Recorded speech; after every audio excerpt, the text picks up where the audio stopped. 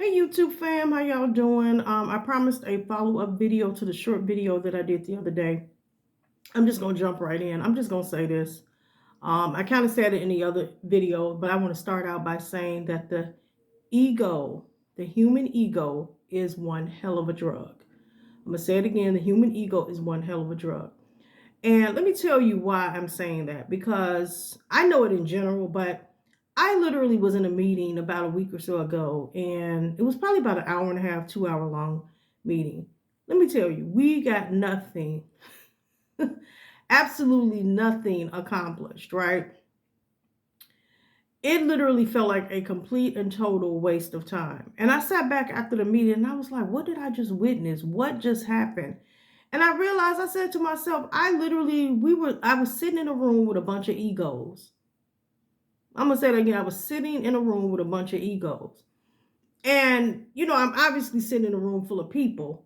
But when I sat and thought about it, I'm like, we got absolutely nothing accomplished. We got no results. Nothing was resolved. And I thought to myself, why? Why didn't we? And I realized that when you sit in a room with a bunch of egos, it's basically a bunch of people that want to be relevant. And because they want so bad to be important and to be relevant, nothing gets accomplished. Nothing gets resolved, no results whatsoever. Now, I did the video on Bernie Madoff a couple days ago, right? And I was talking about how he is, or he was, shall I say, because he's no longer with us. He was a misfit. And oftentimes when you're a misfit, you don't fit in. So you're trying to figure out a way to be relevant, right? Because everybody sees you, as irrelevant. And I personally believe that his ego, his wanting to be relevant, is what sparked and what ignited this whole Ponzi scheme. I honestly don't even think that it started out him wanting to do something like that necessarily. But I think it's like I said, it's a hell of a drug. So he got a taste of power, a taste of relevance, and I feel like just kept chasing that high, right? And what I'm gonna say, people are gonna be like, probably come for me, whatever. I'm gonna say this: I don't see him as a monster, and I know a lot of people do. And let me say this: I'm not condoning, I'm not justifying anything that he did, because I think it was god awful. Because I feel like if you want to hurt yourself, hurt yourself. And I'm not saying you should hurt yourself, but when you start pulling people into your issues, and you're not addressing your personal issues, and now you messing with other people's livelihoods, yeah, that's crazy. But I want to take this from a human perspective. The bottom line is, I don't see him as a monster. I see him as a person that was warring within. He was fighting his own ego. And it's crazy because I feel like his ego and his thirst for relevance was so high that that's what sparked the whole thing. And interestingly enough, it would be his own ego that it also would take him out. That's crazy, right?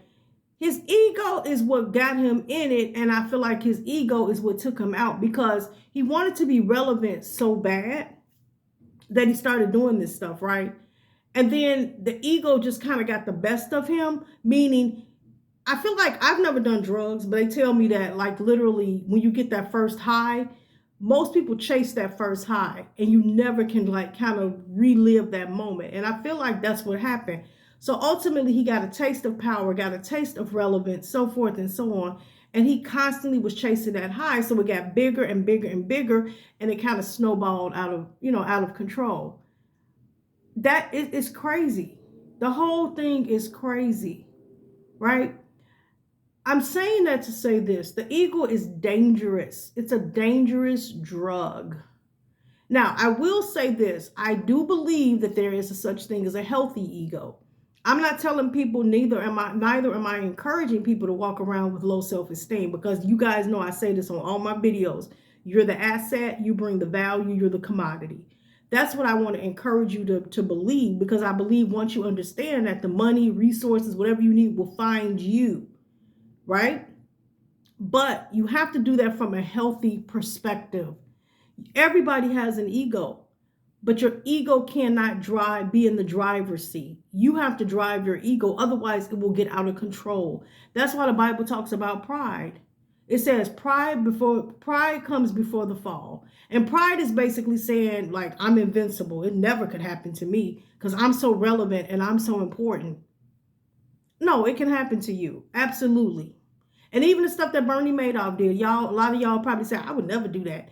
Yeah, you might not do nothing to that extreme because what he did was extreme. But I will say this, to say you won't do any type of scandal or you won't do anything that's, I wouldn't say god awful, but you wouldn't do anything that's wrong to be relevant or to have power.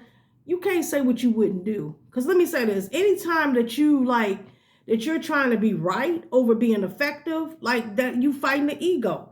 Anytime you're trying to be relevant versus getting results, you're fighting that same ego. You dealing with that same drug. You are dealing with that same drug. And the thing about it is, with your ego and with this internal war, it doesn't happen overnight. It's a slow burn. So you don't even realize that your ego is controlling you. And you look up and you're like, man, how did I get into this situation? How did I get? And like I said, you could be doing small stuff. It don't have to be a big, huge Ponzi scheme and all of that, right? I'm just saying, be careful. Your ego is dangerous because it's like a drug. When you become addicted to that relevance, I'm important, I'm this, I'm that.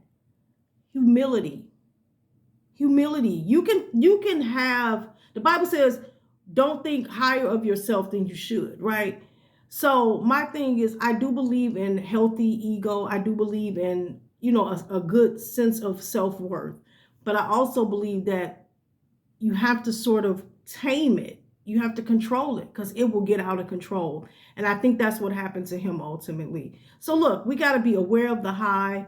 You got to just be aware of this internal war that for relevance and understanding that, yes, you want to have some value or worth. You are worthy. God created you. You are worthy. But at the end of the day, don't let your ego is probably, it could be potentially, literally robbing you blind and you don't even realize it. And I'm not even talking about just with money. I'm talking about robbing you blind of opportunities, things and people and circumstances that God want to put in your life, but he can't do it because your ego is out of control. So that's my message for today. I'm not going to keep you long. I don't like to do really, really, really long videos. I want to get to the point, say what I got to say. I hope you guys hit the subscribe button, turn on your post notifications. I'll probably circle back around probably this weekend, do a quick short video. I think I want to talk about the healthy ego next week because this is probably like the darker side of it. And I do think you can have a healthy ego as well.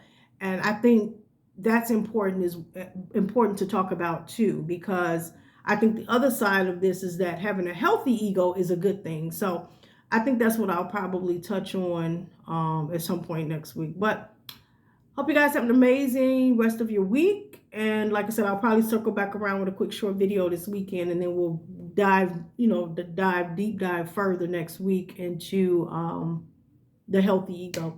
But I hope you guys enjoyed the message. Have a great day. Bye-bye.